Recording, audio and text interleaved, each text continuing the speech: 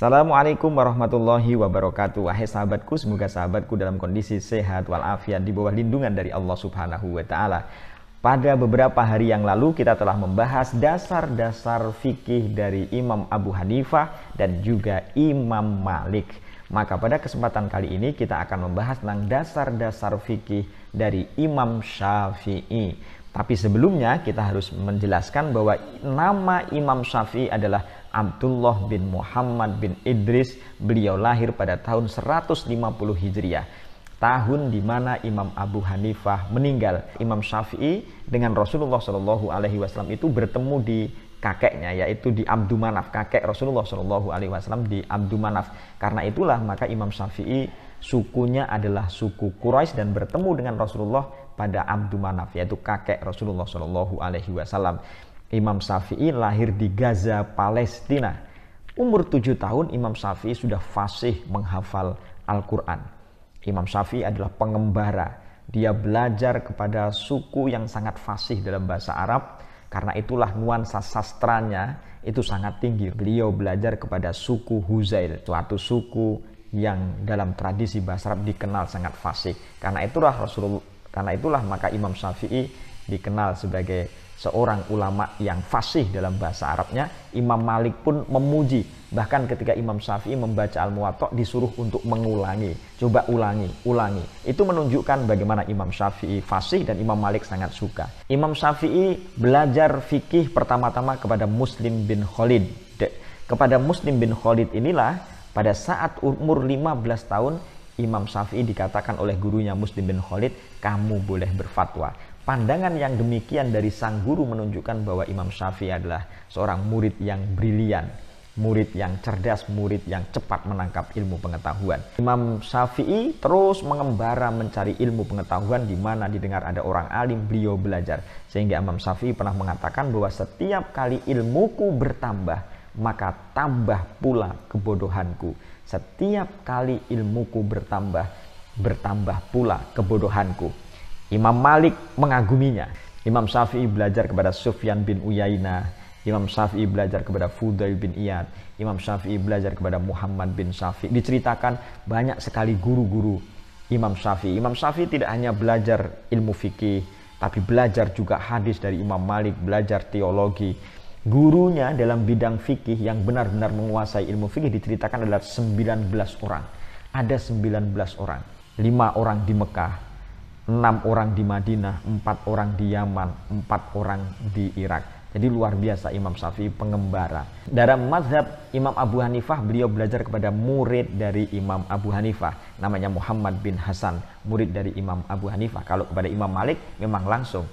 Beliau tidak sempat mengaji langsung kepada Imam Abu Hanifah karena tahun di mana Imam Syafi'i lahir, tahun itu pula Imam Abu Hanifah meninggal. Begitu Imam Syafi'i mendalami terhadap pemikiran tradisionalis dari Imam Malik, memahami dan memperdalam pemikiran rasionalis dari Imam Abu Hanifah melalui muridnya Muhammad bin Hasan, maka Imam Syafi'i dikenal sebagai orang yang kompromis. Imam yang menggabungkan antara pemikiran tradisionalisme Imam Malik dengan rasionalisme Imam Abu Hanifah.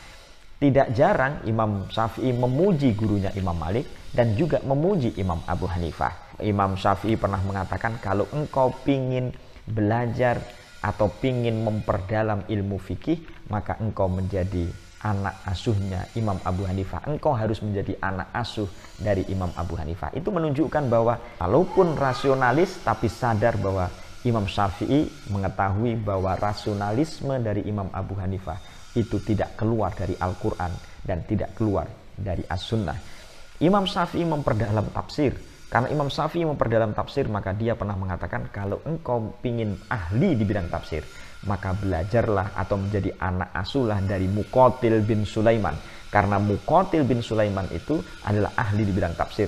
Tapi karena Muqatil bin Sulaiman adalah kelompok Syiah Zaidiyah, Imam Syafi'i pernah dituduh berkomplot dengan kelompok Syiah Zaidiyah yang merongrong kekuasaan Abbasiyah dari Harun ar-Rasyid. Karena itulah ketika teman-temannya ada yang dieksekusi, maka Imam Syafi'i tidak dieksekusi, karena memang Imam Syafi'i dalam ilmunya dan orang masih menghargai terhadap Imam Syafi'i itu. Wahai sahabatku, ketika ada orang tua yang bertanya kepada Imam Syafi'i, apa hujahmu dalam agama Allah? Nanti ini kita bisa mengetahui inilah dalil-dalil yang digunakan oleh Imam Syafi'i dalam merumuskan hukum. Apa hujahmu dalam agama Allah? Dijawab oleh Imam Syafi'i, hujahku adalah kitabullah. Lalu apa lagi? Dijawab, hujahku adalah sunnah Rasulullah, sunnatu Rasulillah Shallallahu Alaihi Wasallam. Lalu apa lagi? Dijawab, ijma umat Islam. Lalu orang tua itu mengatakan, apakah ada dalilnya di dalam Al-Quran tentang kesepakatan umat? Imam Syafi'i diam. Ketika Imam Syafi'i diam, orang tua itu mengatakan, saya beri kesempatan 3 hari 3 malam untuk mencari argumennya di dalam Al-Quran. Kalau tidak ada, menyingkirlah kamu dari manusia. Imam Syafi'i tidak keluar dari kamar. Diceritakan bahwa Imam Syafi'i membaca Al-Quran sampai 300 kali untuk mencari argumentasi hujah ijma di dalam Al-Quran. Dan setelah 3 hari 3 malam, orang itu pun datang. Orang tua yang datang bertanya kepada Imam Syafi'i itu datang di tempat yang sama antara zuhur dengan asar. Mana yang saya tanyakan kepadamu, mana dalilnya? Lalu Imam Syafi'i menjelaskan dalam ayat Al-Quran itu ada sebuah ayat yang, dan orang yang menentang, mengikuti jalan-jalan orang yang beriman. Nah, jalan-jalan orang yang beriman itulah yang dijadikan sebagai argumentasi dari Imam Syafi'i tentang ijma. Wahai sahabatku, apalagi argumentasi yang digunakan oleh Imam Syafi'i dalam merumuskan hukum? Yaitu adalah qiyas. Jadi Al-Quran, sunnah, ijma, dan qiyas. Tapi qiyas itu dibagi menjadi 2. Ada namanya qiyas bil furu', ada namanya qiyas bil qawaid. Qiyas bil furu' itu misalnya kita membagi bahwa rukun qiyas itu misalnya ada 3. Yaitu adalah al-aslu, kemudian al-far'u, kemudian adalah illat. Jadi al-aslu itu sesuatu yang dijelaskan oleh Al-Quran secara sharih atau sunnah secara sharih. Ada bunyinya ada. Misalnya khomar, misalnya gandum, itu jelas di dalam Al-Quran, jelas di dalam sunnah, bahwa gandum misalnya jelas di dalam sunnah. Itu namanya al-aslu. Ketika ada di Quran, ada di sunnah, ada di hadis, itu namanya al-aslu. Yang tidak ada di dalam Al-Quran, tidak ada di dalam sunnah, tapi peristiwanya ada di masyarakat. Tidak jelas di dalam Al-Quran dan juga tidak ada dalam as-sunnah, itu namanya al-far'u. Misalnya banyak sekali sekarang ini pil koplo yang memabukkan, minuman-minuman whisky yang memabukkan dan lain sebagainya, itu sekarang bermunculan. Ketika bermunculan, apakah pil koplo itu misalnya ada di dalam Al-Quran yang menunjukkan pil koplo itu? Kan nggak ada. Yang ada adalah khomar, dan khomar itu apakah memiliki kesamaan dengan pil koplo? Kalau ada kesamaan, kesamaannya apa? Kesamaannya adalah sama-sama memabukkan. Karena itulah hukumnya pil koplo sama dengan hukumnya khomar, yaitu hukumnya haram. Apa yang menyamakan antara pil koplo dengan khomar? Yang menyamakan adalah memabukkan. Demikian pula beras itu tidak ada di Quran, tidak ada di hadis, juga tidak ada. Tetapi kenapa kita wajib menzakatinya? Jawabnya adalah disamakan dengan gandum. Gandum ini namanya al-aslu, beras itu namanya al-far'u. Apa yang menyamakan di antara keduanya? Yang menyamakan di antara keduanya adalah illat, aspek yang sama. Apa aspek yang sama? Sama-sama makanan pokok. Al-hukmu yaduru mal illah wujudan wa adaman. Hukum itu beredar, berputar kepada illat.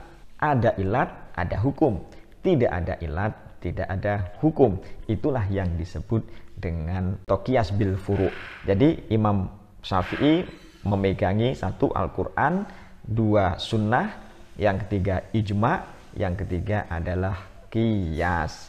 Lalu qiyas bil qawaid apa? Qiyas bil qawaid. Qiyas bil qawaid itu misalnya istihsan, istishab, sadduz dzara'i dan lain sebagainya. Jadi kalau misalnya Imam Syafi'i pernah mengatakan bahwa manistahsana faqad tasyarro'a, barang siapa yang menggunakan istihsan, maka dia telah membuat syariat baru, sebagaimana yang digunakan oleh Imam Abu Hanifah, karena Imam Abu Hanifah menggunakan istihsan, maka sebenarnya Imam Syafi'i itu juga mempraktekkan istihsan juga melalui qiyas ini.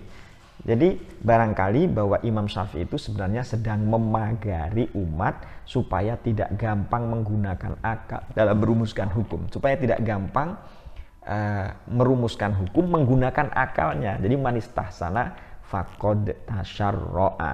Karena Imam Syafi'i bagaimanapun juga menggunakan kias, yang kias itu sama dengan istihsan, sama dengan maslahatul mursalah yang digagas oleh Imam Malik. Hai sahabatku, bahwa Imam Syafi'i memiliki dua kaul. Yang pertama adalah kaul qadim, yang kedua adalah kaul jadid. Kaul qadim itu adalah ketika Imam Syafi'i berada di Baghdad. Kaul jadid itu adalah ketika Imam Syafi'i berada di Mesir. Jadi kaul qadim adalah namanya kaul lama, pendapat lama. Kaul jadid adalah pendapat baru. Kenapa ini bisa berubah antara kaul qadim dengan kaul jadid? Jawabannya adalah karena memang ada perubahan situasi dan kondisi yang menuntutnya. Ketika Imam Syafi'i di Baghdad itu berbeda kondisinya dengan ketika Imam Syafi'i di Mesir. Jadi kondisinya berbeda. Karena kondisinya berbeda, maka ada dua kaul. Kaul qadim itu misalnya dalam kitab Al-Hujjah. Kaul jadid itu misalnya dalam kitab Al-Um. Jadi Imam Syafi'i mengajarkan kepada kita bagaimana perubahan situasi kondisi sosial yang berbeda nanti berimplikasi kepada hukum yang berbeda pula. Contohnya apa contohnya? Contohnya adalah ketika misalnya Imam Syafi'i berada di Baghdad, namanya kaul qadim, bahwa ketika berwudu itu diwajibkan namanya ad-dalku, yaitu menggosok. Jadi digosok-gosok begini, air itu digosok-gosok ini tidak hanya air mengalir tidak. Tapi ketika Imam Syafi'i berada di Mesir, namanya kaul jadid, bahwa ad-dalku itu hanya sunnah saja. Nah, wahai sahabatku, ketika Imam Syafi'i itu berada di Mekah, karena Imam Syafi'i mengawali madhab kaul qadim itu ketika berada di Mekah. Ketika berada di Mekah ini, Imam Ahmad bin Hambal pernah mengaji kepada Imam Syafi'i. Ketika Imam Ahmad bin Hambal mengaji kepada Imam Syafi'i yang sebelumnya mengaji kepada Ibnu Ubaidah, ketika mengaji kepada Ibnu Ubaidah lalu pindah kepada Imam Syafi'i, orang banyak mencibir, kamu ini gimana toh ngaji kok pindah-pindah dari Ibnu Ubaidah lalu pindah ke Imam Syafi'i. Apa yang dikatakan oleh Imam Ahmad bin Hambal? Kata Imam Ahmad bin Hambal, diam kamu. Kalau saya kehilangan hadis, ketinggalan satu hadis, saya bisa mencari ke tempat yang lain. Tapi kalau saya kehilangan kesempatan untuk ngaji kepada orang ini, saya khawatir tidak akan mendapatkan orang yang semacam ini lagi. Itu menunjukkan bahwa Imam Ahmad bin Hambal mengakui terhadap keilmuan, kealiman dari Imam Syafi'i itu.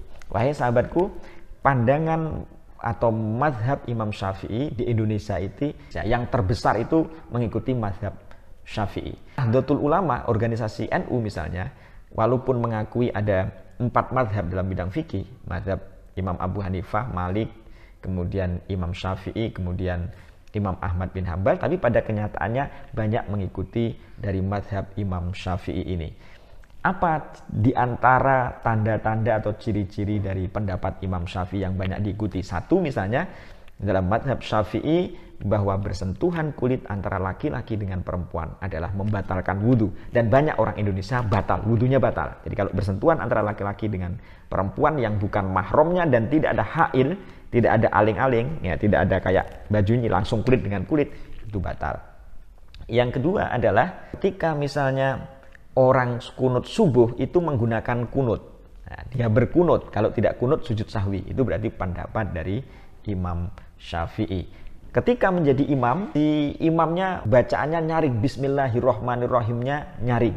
Nah, ketika bacaan bismillahirrohmanirrohim itu nyaring, karena Imam Syafi'i mengatakan bahwa bismillahirrohmanirrohim termasuk ayatun min ayatil Fatihah, termasuk satu ayat dari ayat Al-Fatihah. Karena itu ketika Fatihah itu wajib dibaca, maka bismillah pun wajib dibaca dan dijaharkan juga. Nah, itu adalah pendapat dari Imam Syafi'i. Berarti hampir paling banyak mazhab Syafi'i itu diikuti oleh orang-orang Indonesia. Wahai sahabatku, inilah sekilas tentang bagaimana Imam Syafi'i mengkonstruksi hukum Islam. Dia adalah bagian dari mujtahid mustaqil atau mujtahid mutlak, dan Imam Syafi'i oleh banyak para pakar disebut sebagai orang yang pertama kali menyusun usul fikih, walaupun sebenarnya sebelumnya juga pernah ada, tapi catatan-catatan menjelaskan kajian-kajian yang merancang hukum-hukum menggunakan metodologi dalam merumuskan hukum itu ditemui dari Imam Syafi'i, sehingga wajar kalau para pakar menjelaskan bahwa Imam Syafi'i adalah orang pertama yang menyusun usul fikih. Demikian, semoga bermanfaat. Wallahu a'lam bishawab. Wa ilahil marji wal ma'ab. Assalamualaikum warahmatullahi wabarakatuh.